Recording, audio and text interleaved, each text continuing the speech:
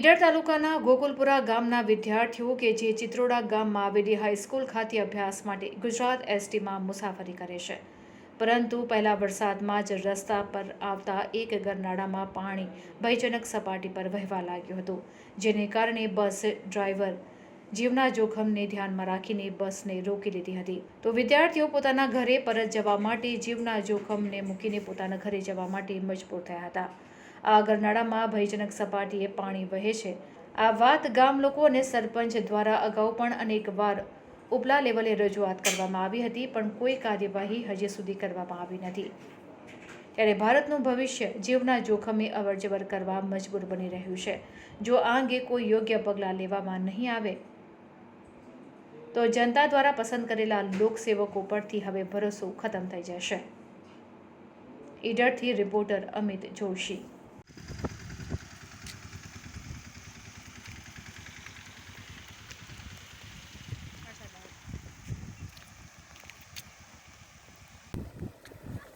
आवा दे हेडो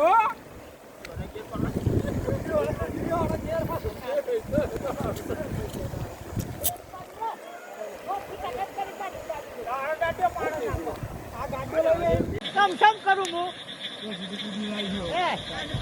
एक बुनु बुरी सा हुआ है तो पुना ऊपर ये फंसे जो सब आप बात खावा मेरे ना ना आई जाओ